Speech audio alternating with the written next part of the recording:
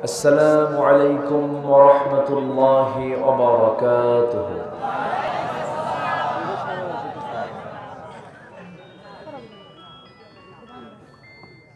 إن الحمد لله الأكرم الذي خلق الإنسان وكرم وعلمه من البيان ما لم يعلم، فسبحان الذي لا يحصى امتنانه باللسان ولا بالقلم. نشهد أن لا إله إلا الله وحده لا شريك له، ونشهد أن سيدنا وحبيبنا ومولانا محمدًا عبده ورسوله الذي أرسله بالحق بشيرًا ونذيرًا وداعيًا إلى الله بإذنه وسراجا وقمرا منيرا. فقد قال الله تعالى في كلامه المجيد وفرقانه الحميد: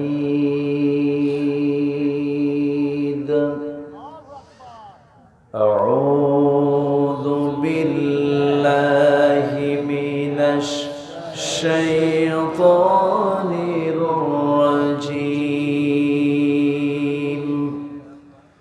بسم الله الرحمن الرحيم.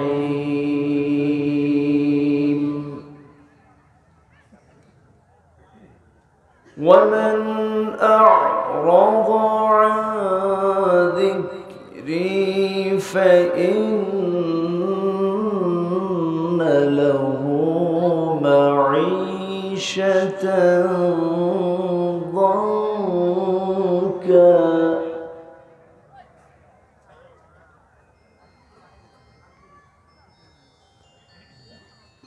معيشة ضنكا ونحشره يوم القيامة أعمى.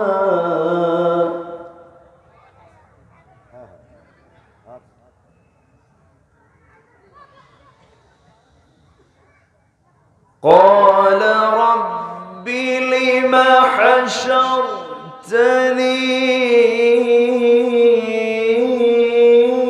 أعمى وقد كنت بصيرا.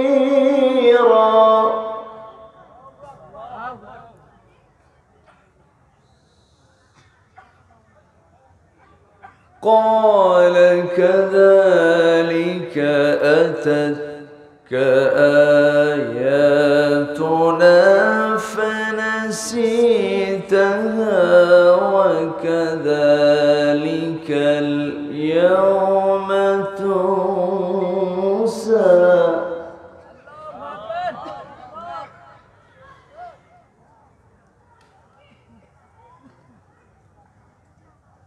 قال كذلك أتتك آياتنا فنسيتها وكذلك اليوم تنسى.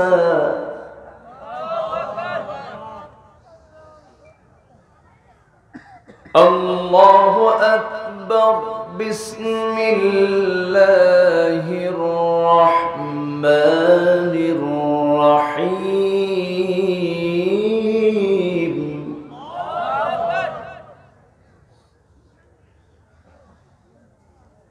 إن الله وملائكته يصلون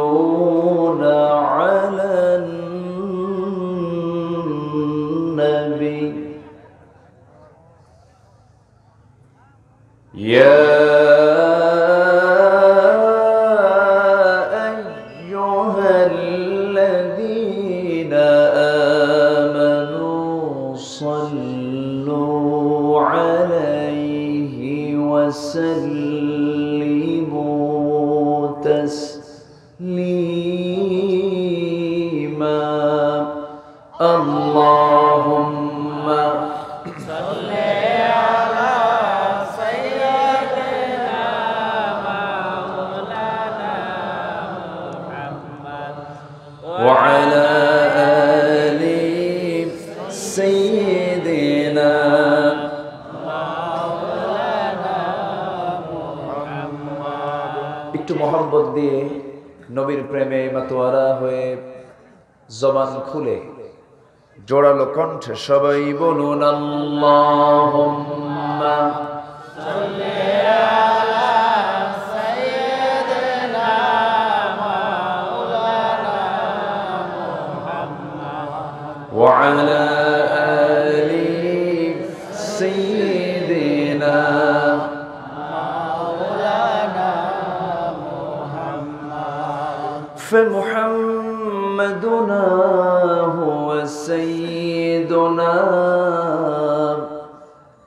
فالعز لنا لإجابته اللهم صل على سيدنا مولانا محمد وعلى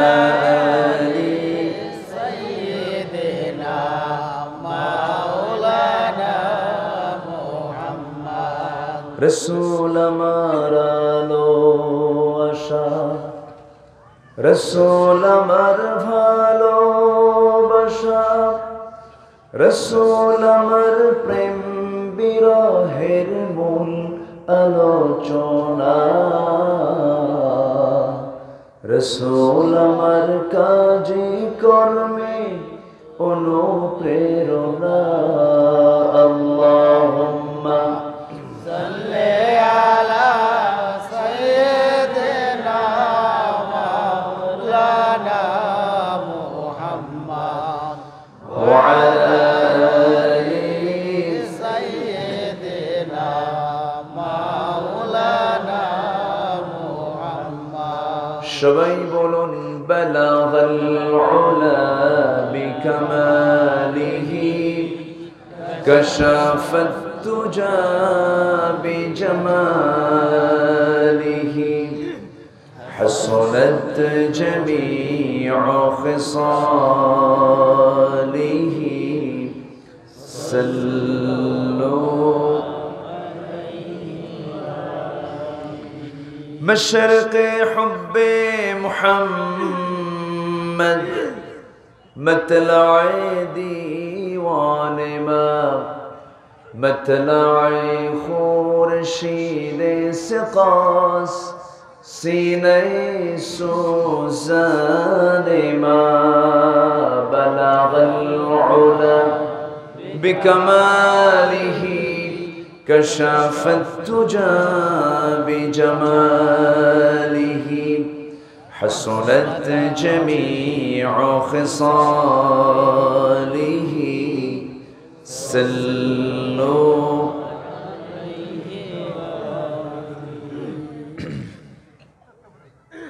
যখন আপনি বিনয়ী হবেন তখন বুঝতে হবে তোমার জন্য সম্মান অপেক্ষা করছে, আর যখন তুমি অহংকারী হবে তখন ভাবতে হবে তোমার ধ্বংস সামনে এসে যাচ্ছে। এই জন্য আমরা হিংসুক হব না ভালোবাসবো, গীবত করব না উদার হব? উদার হব। তো আপনি আমাকে জানতে চেয়েছেন আমি কেমন আছি, আমাকে ভালো বলতেই হবে। আপনি ভালো, আমি কি খারাপ থাকবো নাকি? আল্লাহ আমাকেও ভালো রেখেছেন, বলি আলহামদুলিল্লাহ। আসার তৌফিক দিয়েছেন কে? নিয়ে যাওয়ার মালিক কে? হায়াতের মালিক কে? মৌতের মালিক কে? আমাকে চালান কে? আমাকে চোখ দিয়েছেন কে? চোখ দিয়ে দেখে কে? আল্লাহ দেখে না আমরা দেখি? আমরা দেখি। আমাদেরকে আল্লাহ পাক দিয়েছেন চোখ বানিয়ে, দেখো। তাহলে চোখ দিলেন আল্লাহ, দেখে? বান্দা। দেখে কে? বান্দা। এই জন্য চোখ দিয়ে যা দেখবে হিসাব দিতে হবে আল্লাহর না বান্দার? বান্দা। জিহ্বা দিয়েছেন কে? খায় কে? বান্দা। তাহলে মানে জবাব দিতে হবে কার? বান্দা। আল্লাহ জবাব দিতে হবে? সম্মানিত ভাইয়েরা, তাহলে বড় প্রাণী আমাদের চাইতে আছে না নাই? হাতিগুলো দেখেন না, হাতিটা কত বড় প্রাণী। শক্তির দিক থেকে আমরা পারবো? 2-4টা ওর কাছে গেলে কিছু হবে? বেলের মতো পটপট করে মাথা ফাটাবে। অথচ সে হাতি মানুষ চালায় না মানুষ হাতি চালায়? মানুষ হাতিকে চালায়। কি শক্তি দিয়া না বুদ্ধি দিয়া? সেই মহান রব্বুল আলামিন আমাকে আপনাকে সৃষ্টির সেরা করে বানালেন। সেই মাহবুদের দরবারে আমরা সবাই লাখ কোটি সাজুদ শুকর আদায় করছি, মুহাব্বাতান বলে উঠছি আলহামদুলিল্লাহ। আরো জোরে বলছি আলহামদুলিল্লাহ। চিৎকার মেরে বলছি আল্লাহুম্মা ইন্নী আসআলুকা আল হুদা ওয়াত তুকা ওয়াল আফাফা ওয়াল গিনা। সবাই বলি আল্লাহুম্মা লাকা আসলামতু ওয়া বিকা আমানতু ওয়া আলাইকা তাওয়াক্কালতু ওয়া ইলাইকা আনাবতু ওয়া বিকা খাসামতু। আমরা আল্লাহ তাআলার শুকর আদায় করে নিলাম। সম্মানিত হাজিরিন, তাসন আমি আর সময় ক্ষেপণ না করে কোনো ভূমিকার দিকে না যেখান থেকে আমি তেলাওয়াত দিয়েছি সেই তেলাওয়াতকৃত আয়াত 3টিকে সামনে রেখে 4টিকে সামনে রেখে আমি কিছু কথা বলবো। জোরে বলি ইনশাআল্লাহ। বসেছি আমরা দুনিয়ার বই নিয়ে না আসমানি বই নিয়ে? দুনিয়ার কিতাব না আসমানি কিতাব? দুনিয়ার সব বইগুলো কার লেখা? মানুষের। আর এই কিতাবটা কার রচনা? বলেন কার রচনা? তাহলে ভিন্নতা একটু আছে না অনেক আছে? একটু না অনেক? কোরআন কি সর্বশ্রেষ্ঠ কিতাব? না। কোরআন সর্বশ্রেষ্ঠ কিতাব বললে একটু ভুল হয়ে যায়। কেন জানেন? সর্বশ্রেষ্ঠ মানে অন্য বইগুলোকে শ্রেষ্ঠত্ব নিয়ে আসা না। কোরআন সর্বশ্রেষ্ঠ কিতাব বলার দরকার নাই। কোরআন একমাত্র কিতাব। জোরে বলে সুবহানাল্লাহ। কি কিতাব? একমাত্র কিতাব। আমাদের ধর্মের নাম কি? আরো জোরে। ইসলাম। ইসলাম কি সর্বশ্রেষ্ঠ ধর্ম? সর্বশ্রেষ্ঠ বললে তাহলে সকল ধর্মের শ্রেষ্ঠত্বকে প্রমাণ করে এটাকে সর্ব বলা হলো, কিন্তু না, একমাত্র ইন্নাদ-দীনা ইনদাল্লাহিল। এটা কিন্তু আমার কথা না, যারা আরবি বুঝেন তারা বুঝতে পারবেন। আল্লাহ রাব্বুল আলামিন কোরআনকে একমাত্র কিতাব বলেছেন। যারা পারেন ঠোঁট মিলিয়ে বলুন আমার সঙ্গে, বলুন যালিকাল কিতাব লা রাইবা ফীহি হুদাল লিল মুত্তাকিন। ওটা এমন একটি গ্রন্থ, একমাত্র কিতাব যার মধ্যে কোনো সন্দেহের বিন্দু পরিমাণ কোনো রেশ নাই, লেশ মাত্র নাই। আবার আল্লাহর কাছে মনোনীত একমাত্র দিন হলো, জীবন বিধান হলো, ধর্মের নাম হলো ইসলাম। জোরে বলি সুবহানাল্লাহ। তাহলে সেই কোরআনকে নিয়ে আমরা বসেছি। আমার না 3টা দিন হলি ভালো হতো, বুঝলেন? এই 3 দিন যে মাহফিল, 3 দিন পেলে পরে আমি মজা করে কিছু কথা বলতে পারতাম, কিন্তু পারি না তো। সব জায়গায় ডাকে, বাংলাদেশের টেকনাফ থেকে তেতুলিয়া, রূপসা থেকে পাথরিয়া, সুন্দরবন থেকে বান্দরবন, যত বন আছে সব জায়গায় একটু ডাক পড়ে যায়, পারি না।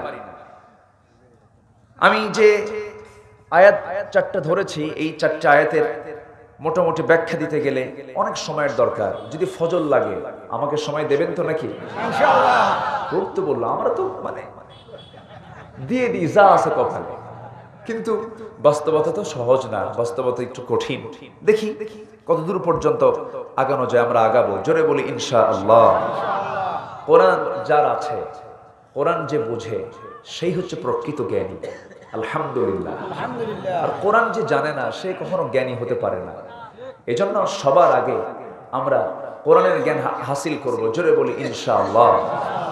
কোরআনের আলোকিত বুঝ দাও, হাদিসের যথাযথ জ্ঞান দাও, কোরআনের আলোকিত বুঝ দাও। জোরে বলি আমিন। এটা তো আলো, এটা কি আলো। যদি আলোই না থাকে আমি কি কোনো কিছু পাবো? পাবো না। অন্ধকার তো অন্ধকার। সে আলো থেকে আমরা কিছু আলো আজকে আহরণ করব। জোরে বলি ইনশাআল্লাহ। সূরার নাম সূরা তাহা। সূরা তাহা এটা কোরআনে কারীমের 20 নম্বর সূরা, 16তম পারা। আল্লাহ রাব্বুল আলামিন এই সূরাটা রাসূলকে উপহার দিয়েছেন সেই সময়, যে সময় আমার রাসূলকে মক্কার কাফের মুশরিকরা অনেক জুলুম অত্যাচার করেছিল। নবীর প্রতি যে জুলুম অত্যাচার হয়েছে, এটি কি তার ব্যবহারের কারণে? তার ব্যবহার এক কথায় কাফেরদের কাছে শুধু ভালো না বেশি ভালো? কিন্তু ব্যবহার খারাপ হলো কেন? তাকে কেন মারা হলো? তাকে কেন অত্যাচার করা হলো? হত্যার পরিকল্পনা কেন হলো? তাকে হত্যার হুলিয়া জারি কেন করা হলো? দেশ থেকে বিতাড়িত কেন করা হলো? এর পেছনে কিছু গ্রাউন্ড, কিছু কারণ আছে না নাই? আসতে বলবেন না, আছে না নাই? এত বড় ভালো মানুষটা নিজের দেশে টিকতে পারলেন না, আত্মীয় স্বজন তাকে মারলো, প্রতিবেশী তাকে মারলো কেন? কি জন্য? কিছু হেতু আছে না নাই? এগুলো আমরা কিছু কথা বলবো। জোরে বলি ইনশাআল্লাহ। সূরার নাম কি বলেন? সূরার নাম কি? তাহা। আল্লাহ রাব্বুল আলামিন তাহা একটা আয়াত আল্লাহ রাব্বুল আলামিন সুন্দর করে বলছেন, তাহা মা আনজালনা আলাইকাল কুরআনা লিতাশকা ইল্লা তাযকিরাতান লিমান ইয়াখশা তানজিলাম মিম্মান খালাকাল আরদা ওয়াস সামাওয়াতিল উলা الرحمن على العرش استوى جل الله তাহা একটা আয়াত। এই আয়াতের কোন অর্থ, এর কোন তথ্য, এর কোন সঠিক কোন ব্যাখ্যা পৃথিবীর কোন মানুষ কোনদিন বের করতে পারবে না। কোরআনের ভিতরে দুই ধরনের আয়াত রয়েছে। একটা স্পষ্ট দুর্বোধ্য, পৃথিবীর সমস্ত ভাষাবিদকে ডাক দিয়ে বলছেন, ও ভাষাবিদেরা, কত বড় ভাষাবিদ হয়েছে, কত জ্ঞানী হয়েছ, কিয়ামত হয়ে যাবে। এই যে আয়াতগুলো আমি তোমাদেরকে দিয়েছি, এই সমস্ত আয়াতের অর্থ তোমরা কিয়ামত পর্যন্ত আবিষ্কার করতে পারবে না। জোরে বলি সুবহানাল্লাহ।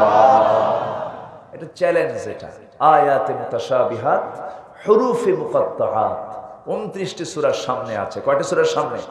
29টি সূরার সামনে। তার মধ্যে একটা হলো সূরা তাহা। এই সূরাটার ভিতরে একটা, সূরাটার পিছনে একটা তাৎপর্য আছে। ইসলামের সবচেয়ে বড় শত্রু ছিলেন এক সময়, যিনি ইসলামকে বরদাস্ত করতে পারতেন না। রাসূলের নাম শোনা মাত্রই আবু জাহেল অর্ডার দিল, কে মুহাম্মদ বিন আব্দুল্লাহকে হত্যা করবে? কে আছো? কোন যুবকটা আছো? 26 বছরের টকবগে যুবক, ইয়াং খাত্তাবের ছেলে ওমর সে সময় সামনে দাঁড়িয়ে বলছে, আবু জাহেল, আমাকে চেনা যায়? আমাকে দায়িত্ব দাও, আমি মুহাম্মদ বিন আব্দুল্লাহর কল্লা কেটে তোমার সামনে হাজির করব। জোরে বলি নাউজুবিল্লাহ। কি চিত্র ছিল মক্কায় দেখেন। আবু জাহেল বলল, ওমর ইবনুল খাত্তাব রাদিয়াল্লাহু তাআলা আনহু তখন শিরকিয়াতের দুর্গন্ধে তার লাইফটা পচে যাচ্ছিল।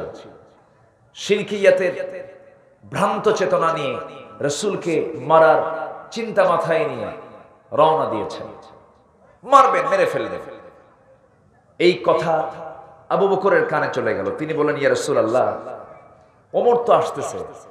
রাসূল বললেন, ওমর যদি আসতে চায়, ওমরকে আসতে বাধা দিও না। সুবহানাল্লাহ বলবেন না? ওমরকে আসতে বাধা দিও না। হেদায়েতের মালিক কে বলেন তো? আসতে বলবেন না, হেদায়েতের মালিক কে? আল্লাহ। কত জঘন্য হতে পারে একটা মানুষ যে রাসূলকে মারতে যায়। চিন্তা করা যায়? একটু চিন্তা করলে কিন্তু বোঝা যায় কিন্তু যে হত্যার, মানুষ হত্যার চিন্তা যার মাথায় কাজ করে, সেই লোকটা কত জঘন্য ছিলেন। জঘন্য হতে পারে। স্বাভাবিকভাবে একটা মানুষকে তো হত্যা করাও তো কঠিন একটা বিষয় না। যে ব্যক্তি অন্যায় করে কোনো মানুষকে হত্যা করে, একটা মুমিনকে হত্যা করে, ফাকাতালান নাস জামিআ, সেজন্য গোটা পৃথিবীর মানুষকে হত্যা করবে। এটা কি আমার কথা না কোরআনের কথা? কোরআনের কথা। একটা মানুষের জীবনের মূল্য অনেক, তো অনেক মূল্য। সাইয়েদনা ওমর শিরকিয়াতের দুর্গন্ধ নিয়ে রাসূলকে মারার জন্য প্ল্যান নিয়ে যখন বের হলেন, বের হতে নেই তার কানে একজন সংবাদ দিল, ওমর তুমি কি জানো তোমার নিজের ভগ্নিপতি তোমার বোন সহ কালেমা পড়ে মুসলমান হয়ে গেছে? কে? ফাতিমা বিনতে খাত্তাব, তোমার আপন বোন। অগ্নিশর্মা হয়ে গেলেন, চরম ক্ষিপ্র হয়ে গেলেন, রেগে গেলেন, গতিরোধ হয়ে গেল। নিজের বাড়ির দিকে রওনা দিলেন, বোনের বাড়ির দিকে রওনা দিলেন। দরজায় দাঁড়ায়া দাঁড়ায়া নক করছেন। নক করার আগে তার কর্ণকুহরে ঢুকে গেল সূরা তাহা। সূরা তাহা প্রথম 4-5টা আয়াত যখন ওমরের কানে চলে গেছে, ওমর মনে মনে চিন্তা করছে, না হারে এমন সুন্দর কথা তো জীবনে আমার কানে কখনো আসে নাই। যেরকম সুবহানাল্লাহ। তাহলে মেধার দরকার আছে না নাই? জ্ঞানের দরকার আছে না নাই? অনেক বুড়া চাচা 80 বছর হয়ে যায়, 60 বছর হয়ে গেছে, চাচা কোরআন পড়তে পারে না, দাঁতগুলো পড়ে গেছে, চুলগুলো পেকে গেছে, চাচা কোরআন পড়তে পারে না, বাবা মুখে আসে না। দাদা আপনি কি ওই যে ধুনটের ওই মোড়ে, ধুনটের মূল পয়েন্ট কি? হুকুমালি। আচ্ছা, অথবা ধুনটের মেইন জায়গা, অথবা ধরেন, হ্যাঁ আচ্ছা চাচা আপনার ধুনটের যে একদম টার্নিং পয়েন্ট একটা জায়গা আছে, 5 কাঠা, 5 কাঠা, ওই জায়গার দাগ নাম্বার কত? 113। কি কথা কি বোঝা গেল? দাগ নাম্বার, সিএস নাম্বার, খতিয়ান নাম্বার, আরএস নাম্বার সব টনটনা চাচার মুখস্থ। চাচা কোরআন শরীফ পড়তে পারেন, বাবা মুখে আসে। কি কথা কি বোঝা গেল? তাহলে দুনিয়ার জায়গার দাগ নাম্বারটা আমার টনটনা মুখস্থ আছে, জান্নাতের দাগ নাম্বার জানার দরকার আগে না পরে? আগে না পরে? আগে দরকার। কোরআনটা আমরা শিখবো, জোরে বলি ইনশাআল্লাহ। 7 বছরের, 4 বছরের, 5 বছরের বাচ্চা 30 পারা কোরআন মুখস্থ করে। সুবহানাল্লাহ বলবেন না? অতএব কোনো কৈফিয়ত চলবে না। আল্লাহ পারি নাই, কে পারলি না কেন? কি কথা কি বোঝা গেল? পারতে হবে, শিখতে হবে, আমরা শিখবো, জোরে বলি ইনশাআল্লাহ। সালমান ফার্সি ইসলাম কবুল করছেন বুড়া হয়ে, বেঁচে ছিলেন 250 বছর। কত বছর? 250 বছর। যখন তিনি ইসলাম কবুল করেন তখন বুড়া মানুষ। এই জন্য শিক্ষার কোনো বয়স নাই। আমরা শিখতে এসেছি, আমরা শিক্ষার্থী, বলি আলহামদুলিল্লাহ। জি, আমরা শেষ পর্যন্ত থাকবো। আমার তো ইলম কালাম তেমন নাই, ভাঙ্গা চূড়া কিছু কথা বলি, মানুষ আসে একটু কথা বলি। এই যে শিক্ষার একটা পরিবেশ, ওয়াজ মাহফিল আমার দেশে হয়, 100 বছরের ঐতিহ্য, এটা পালন হয়ে আসছে। কিন্তু কি যেন একটা জুজুর ভয় দেখিয়ে, কি যেন একটা এর পেছনে কেমন যেন একটা চাল খাটিয়ে একটা মহল এরা চায় যে এই মাহফিলগুলোকে কেমন করে সমাজ থেকে বিলুপ্ত করে দেওয়া যায়। একটা মহল আছে না নাই বলেন তো? অবশ্যই আছে, আছে। সবাই না, গভর্নমেন্ট এটাকে কখনো চায় না বন্ধ করতে, গভর্নমেন্ট চায়, সবাই চায়, কিন্তু নাস্তিক্য চেতনা ইসলামকে পছন্দ করে না। এরা এই দেশের ভাবমূর্তিকে তারা নষ্ট করার অপপ্রয়াস চালাচ্ছে। আছে না নাই? এটা মৌচাক। এটা কি মাহফিল হলো? কি মৌচাক? মৌচাকে মধু থাকে, মৌচাকের পাহারাদার হলো মৌমাছি। মৌমাছির পেছনে থাকে হুল। কি থাকে? হুল।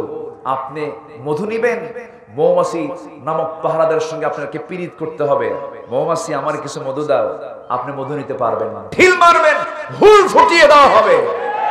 ঠিক কিনা? এই ওয়াজ মাহফিল গুলোর দরকার আছে না নাই? আসতে বলবেন না, আছে না নাই?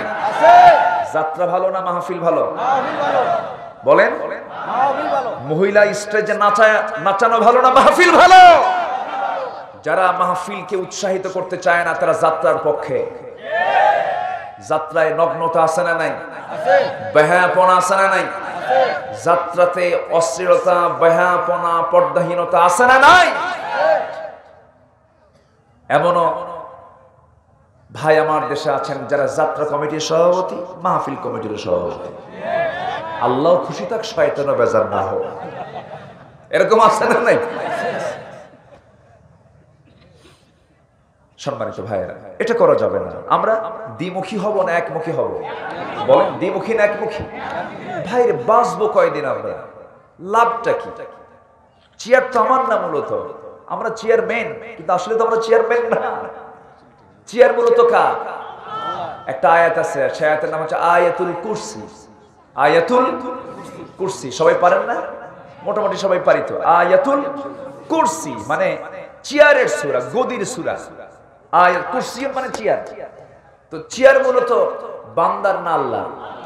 বান্দার না আল্লাহ? আমাদের চেয়ার তো ট্রান্সফার হয়, সলিমুদ্দিন থেকে কলিমুদ্দিন পায়, মুসাদ থেকে ঈসা পায়, ঠিক কিনা বলেন? আল্লাহর চেয়ার চেঞ্জ আছে? আসতে বলবেন না, চেঞ্জ আছে? চেঞ্জ নেই। তাহলে মূল চেয়ার তো তা।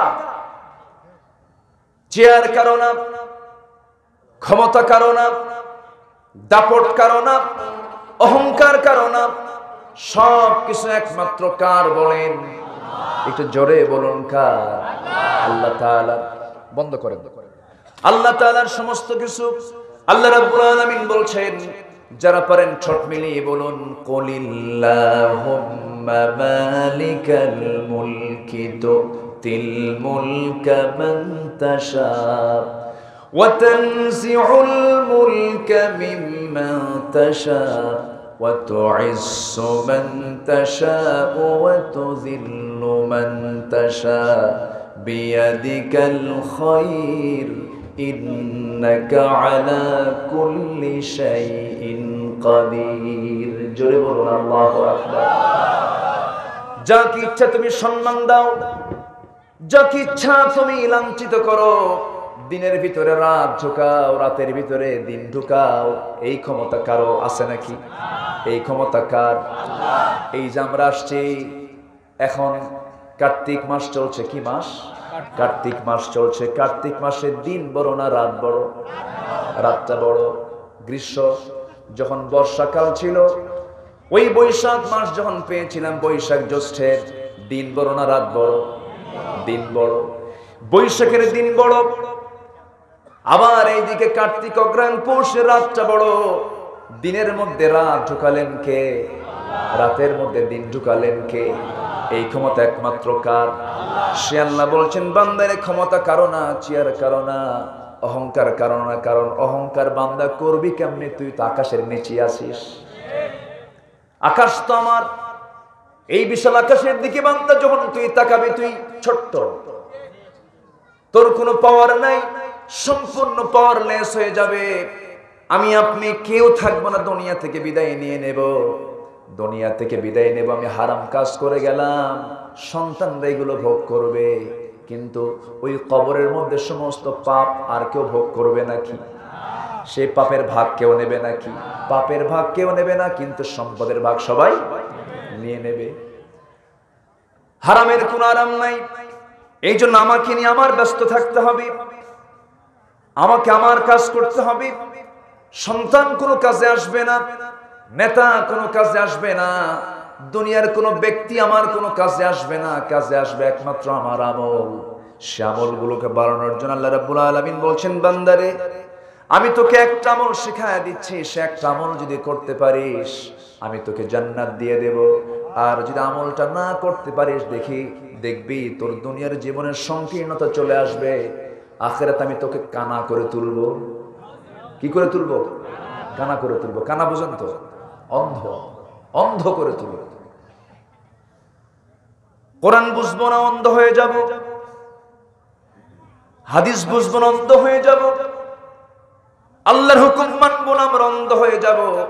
আল্লাহ রাব্বুল আলামিন সুন্দর করে বলছেন, যারা পারেন ঠোঁট মিলিয়ে মিলিয়ে আমার সঙ্গে বলুন, ওয়ামান আ'রাদা আন যিকরি ফাইন্না লাহু মাঈশাতান ملكا ونحشره يوم القيامة أعمى قال رب لم حشرتني أعمى وقد كنت بصيرا قال كذلك أتتك آياتنا فنسيتها وكذلك اليوم تنسى جربنا الله أكبر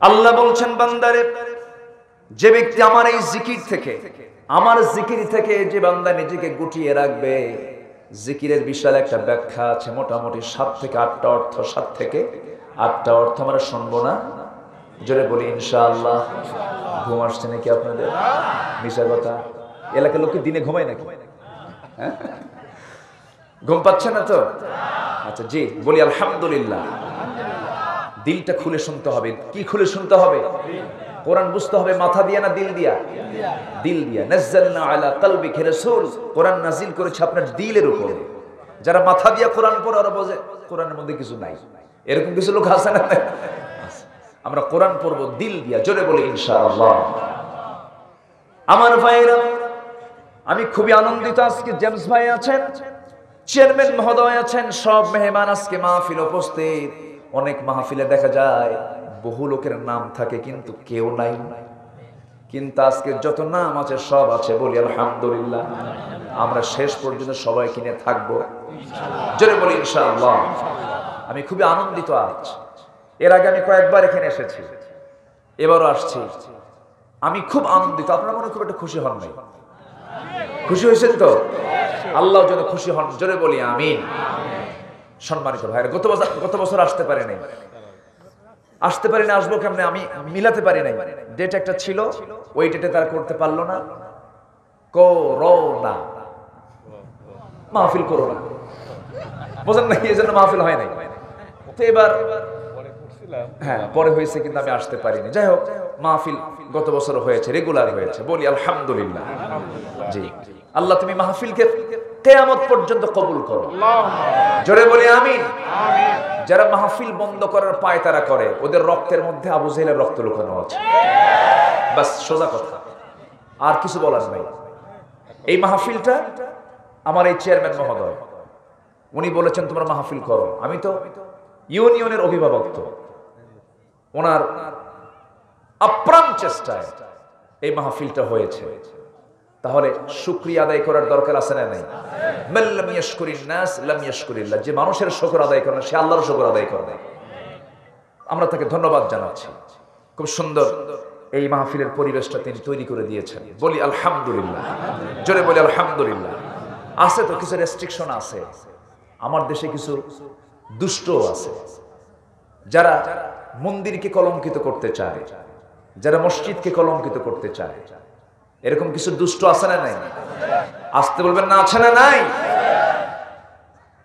এই সমস্ত কাজ প্রকৃত কোনো মুসলমান করতে পারে না প্রকৃত কোনো হিন্দুও করতে পারে না ঠিক কি না এই সমস্ত কাজ করতে পারে না ইসলামী রাষ্ট্রের জনপদে ইসলামী জনপদে যদি কোনো অন্য ধর্মের মানুষ যদি বসবাস করে সেই অন্য ধর্মের মানুষটা মুসলিম ধর্মের মানুষের কাছে মুসলিম সমাজের কাছে এতটাই নিরাপদ রাসূল বলে দিলেন ঝড়ের রাতে একটা পাখি তার বাচ্চাগুলোকে যেমন ঝড়ের কবল থেকে বাঁচানোর জন্য দুই দিকের পাখি মানে ডানা ছেড়ে দিয়ে আগলে রাখে ও মুসলমান অমুসলিমদেরকে তোমরা এমন করে পাহারা দাও জোরে বলি আল্লাহু আকবার এটাই হচ্ছে ইসলাম এটা কি ইসলাম এটাই হচ্ছে ইসলাম এর মানে আবার এটা না যে আপনি নারিকেলের নাড়ু খেতে যাবেন দুর্গা পূজায় আমি কিন্তু এটা বলি নাই আবার কি কথা কি বোঝা গেল আচ্ছা এটা কিন্তু আমি বলি নাই আবার বলবেন না যে হুজুর আপনি এটা জায়েজ করে দিয়েছেন না এই কাজ করা যাবে না এটা হারাম এটা কি আমাদের জানাজায় কি তারা আসে নামাজ পড়ে জুমার নামাজে আসে ঈদের নামাজে আসে জানাজায় আসে তাহলে ওরা তো আসে না তো আপনি নারিকেলের নাড়ু খান কেন আসতে কোন কেন জোরে কোন ঠিক কিনা এগুলো করা যাবে না যার দিন তার কাছে যার দিন তার কাছে আমার দিন আমার কাছে সম্মানিত ভাইয়েরা সম্মানিত বন্ধুগণ কষ্ট দিয়ে ফেলতেছে আপনাদের, কষ্ট পাচ্ছেন না তো? তাহলে ইসলাম কবুল করতে রাসূলকে মারতে গেলেন কে? বলেন, কে কে মারতে গেলেন? মারতে গিয়ে কি মারতে পারলেন? কোন সূরা শুনলেন? বলেন, কোন সূরা শুনলেন? আজকে আলোচনা চলতেছে কোন সূরা? তাহা। তাহলে এই সূরার মধ্যে একটা মজা আছে না নাই? সাইয়েদনা ওমর আয়াতগুলো শুনলেন, আশ্চর্য হলেন। আশ্চর্য হয়ে প্রচন্ড ক্ষিপ্র সেই ব্যক্তি আল্লাহর গোলাম, তার রক্তটা ঠান্ডা হয়ে গেল। এক পর্যায়ে দরজায় নক করলেন, বোনকে ডাক দিলেন, থাপ্পড় মেরে তাকে জমিনে ফেলে দিলেন। কিন্তু বোনটা বলতেছে, আমার ভাইরে, আজকে তুমি আমাকে মারতে মারতে যদি দুনিয়া থেকে চিরতরে বিদায় করে দাও, তোমার বাবা আমার বাবা, এক রক্তের সন্তান আমরা, এক পিতার সন্তান আমরা, কিন্তু এক কথাই তোমাকে বলে দিলাম, দিন গ্রহণ করেছি, সব ছাড়বো, কিন্তু আমি ইসলাম ছাড়তে পারবো না, কোরআন ছাড়তে পারবো না। ওমরে ফারুকের ভিতরে একটা চেঞ্জ চলে আসলো, হায় রে হায়, এত বড় চ্যালেঞ্জ আমার বোনটা দিল। কিন্তু আমি কি যেন শুনলাম, দরজায় দাঁড়ায় দাঁড়ায় বোনকে বলছে, বোন কি যেন তুই পড়ছিলি, আমার হৃদয়ে একটা ধাক্কা মেরে দিয়েছে, আমার কেমন যেন মনে হচ্ছে আমি একটু পড়তে চাই, আমাকে একটু পড়া। সুন্দর করে তার সামনে যখন কোরআনটা দিবে, এমন সময় বোন বলতেছে, আমার ভাই তোমার মেজাজ এখনো ঠান্ডা হয় নাই, রাগটা এখনো আছে, রাগ কমানোর জন্য তোমার গোসল করা দরকার। রাগ হলে পরে কি করা দরকার? গোসল করা দরকার, ওযু করা দরকার। ওযু করলে রাগ বাড়ে না কমে? কমে যায়। গোসল করে নিলেন। সাইয়েদনা ওমর ফারুকের সামনে যখন কোরআনের সেই আয়াতগুলো দেওয়া হলো, একটা করে আয়াত পড়তেছেন, সমস্ত শিরকিয়াতের দুর্গন্ধগুলো সব সাফ হয়ে যাচ্ছে। কোন গোপন টেরি যন্ত্রের মধ্য দিয়া তার কর্ণকুহরে কি যেন ঢুকে দিল। তিনি আস্তে আস্তে পড়লেন, আশহাদু আল্লা ইলাহা ইল্লাল্লাহু ওয়াহদাহু লা শারীকা লাহু ওয়া আশহাদু আন্না মুহাম্মাদান আবদুহু ওয়া রাসূলুহু। হেদায়েতের মালিক কে? আল্লাহ। আসতে বলবেন না কে? আল্লাহ। ওমর ফারুক রাসূল, ওমর ফারুকের সামনে, ওমর ফারুক রাসূলের সামনে গিয়ে দাঁড়িয়ে আস্তে করে তরবারি নবজির পায়ের কাছে রেখে দিয়ে বলছেন, ইয়া রাসূলুল্লাহি, ইয়া হাবিবাল্লাহি, এই যে তরবারি কিছুক্ষণ আগে আপনার বিরোধিতাই ছিল, এই যে তরবারি এখন আপনার পক্ষে, এই যে আপনার পক্ষে দাঁড়িয়ে গেল এই তরবারি, আপনি যাকে বলবেন আমি তার বিরুদ্ধে দাঁড়িয়ে যাব। রাসূল বলেন, ওমর গত রাত্রে আমি তোমার জন্য দোয়া করেছি, আল্লাহ তোমাকে কবুল করে নিয়েছে। জোরে করুন সুবহানাল্লাহ। আমার ভাইয়েরা, এখান থেকে একটা বিষয় স্পষ্ট হয়ে গেল, সেটা হলো আপনি যাকে দাওয়াত দিবেন তার জন্য দোয়ার দরকার আছে না নাই? অমুক ভাইটা ইসলামে যেন আসে, আপনি তার জন্য আগে দোয়া করবেন না, গালি দিবে? কত খারাপ না। গতকালকে জুমার দিন, জুমার সময় হিন্দু ভাই এসে আমাকে আগে একদিন ফোন দিয়ে বলছেন, হুজুর আপনার আলোচনাগুলো শুনি, আমি দিন গ্রহণ করতে চাই। বললাম কেন? বলতেছে, কোরআনটা আমাকে পরিবর্তন করে দিয়েছে, কোরআন এত সুন্দর একটা কিতাব। জোরে বলেন সুবহানাল্লাহ।